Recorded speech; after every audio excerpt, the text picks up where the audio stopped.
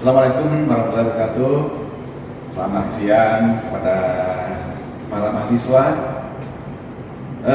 Pada hari ini kita ketemu kembali pada pelajaran disaster nursing.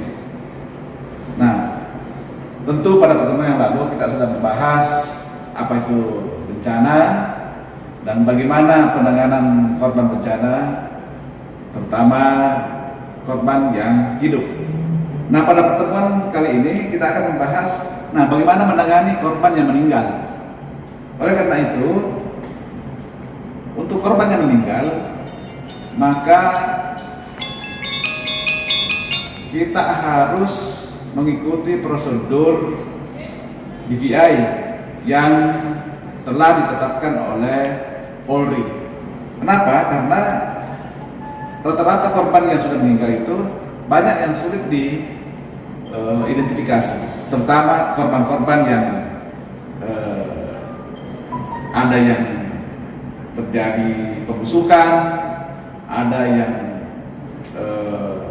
bagian-bagian tubuhnya banyak yang hilang, sehingga penanganan korban yang meninggal perlu mengikuti prosedur yang ditetapkan oleh DVI Indonesia, yang dalam hal ini diterbitkan oleh Polri. Oleh karena itu, apa yang harus dilakukan apabila kita ada di tempat kejadian perkara, di tempat bencana? Nah, kita membagi dua TKP. Kalau TKP yang tertutup, artinya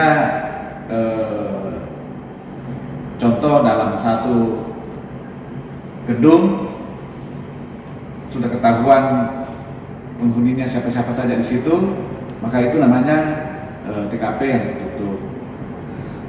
Kejadian pesawat jatuh atau kapal tenggelam itu termasuk TKP yang tertutup. Kenapa? Karena korbannya dapat diketahui siapa-siapa yang ada di dalamnya. Tapi ada TKP yang terbuka. Contohnya kalau terjadi bencana alam, banjir, tanah longsor. Kalau longsornya sedikit, di situ hanya sekitar beberapa rumah, itu masih tergolong dengan TKP yang tertutup. Tapi kalau baru-baru yang terjadi di Masamba, maka itu namanya TKP yang terbuka.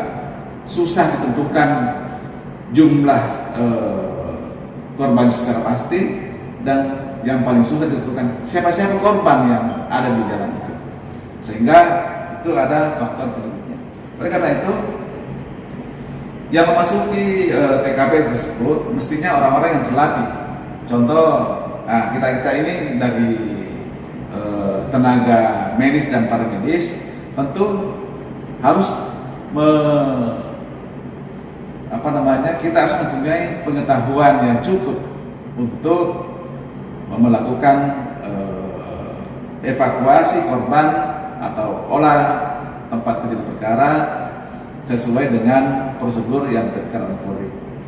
Apa yang dilakukan atau kita perhatikan di dalam TKP? Pertama, di dalam TKP itu ada jenazah yang utuh, ada yang tidak utuh. Nah, yang pertama yang jenazah yang tidak utuh. Jenazah yang tidak utuh, setiap potongan atau bagian-bagian tubuh korban harus dianggap satu individu, tidak boleh digabungkan.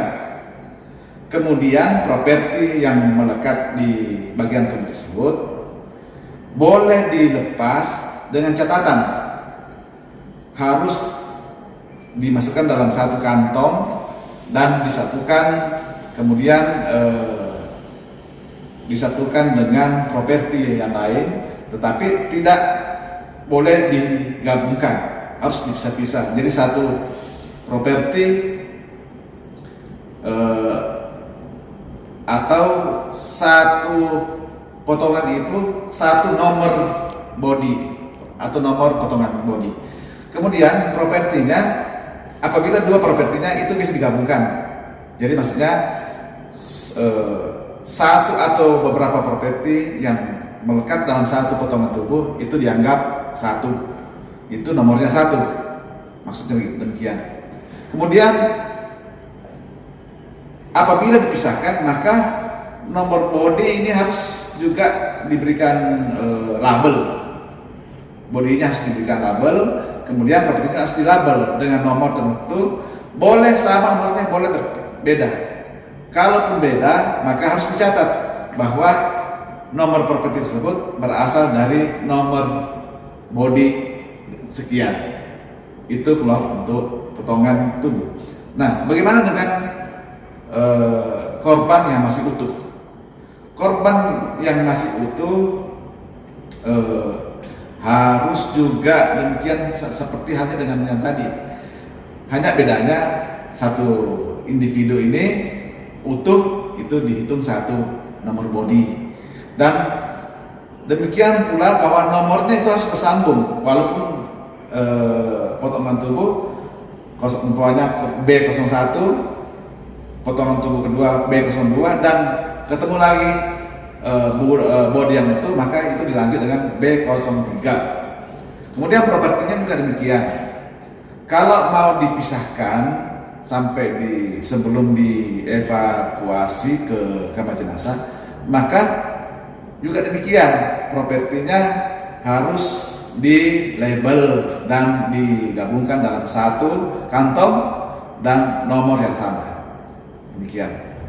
Selanjutnya, sebelum potongan tubuh atau body yang utuh tersebut, maka harus selalu dipoto. Jadi makanya fotografi harus selalu mengikut, dipoto dulu. Jadi terutama kita harus close up dengan apa-apa tanda-tanda yang ada di tubuhnya. Contoh, menggunakan jam tangan, maka close up jam tangannya. Menggunakan kalung, close up jam kalungnya. Menggunakan baju warna apa, di close up. Kemudian kalau ada dompetnya, usahakan juga di close up. Demikian. Barulah setelah semua kumpulan properti ini dan body part atau potongan tubuh beserta tubuh yang utuh yang telah dimasukkan dalam kantong jenazah, kemudian kita berkoordinasi dengan koordinator DVI atau yang biasa disebut dengan DVI Commander atau Komandan DVI untuk selanjutnya dievakuasi ke kamar jenazah yang telah ditentukan.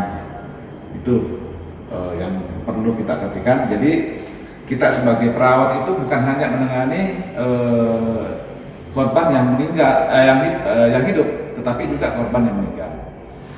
Satu yang harus saya ulangi kembali, bahwa mungkin rekan-rekan semua masih ingat, apabila korban yang hidup ini salah menangani, maka yang semestinya korbannya ada kemungkinan untuk hidup, tapi karena salah menangani maka mengakibatkan korban meninggal. Contoh, karena tergesa-gesa di tempat TKP tersebut, maka pada saat diadakan triase bukannya dilakukan dulu penanganan. Nah, oleh karena itu rekan-rekan yang perawat yang bertugas untuk mengevakuasi korban yang hidup, maka usahakan, karena di dalam korban yang hidup kan ada dua ya. Kita masih ingat yang perjalanan minggu lalu bahwa yang hidup itu ada yang gawat, ada yang darurat, ada yang gabungan. Kalau gawat tentu fatal, tapi kalau darurat maka segera memerlukan pertolongan dengan cepat dan tepat. Contohnya pendarahan, harus sesegera mungkin dihentikan pendarahannya. Yang kedua, saluran pernapasannya harus dilancarkan. Jangan sampai karena saluran pernapasannya terganggu, tertutup sehingga menyebabkan kematian yang mendadak. Itu mungkin ada yang perlu ditanyakan? Baik, kalau tidak ada, untuk pertemuan yang akan datang saya akan berikan tugas.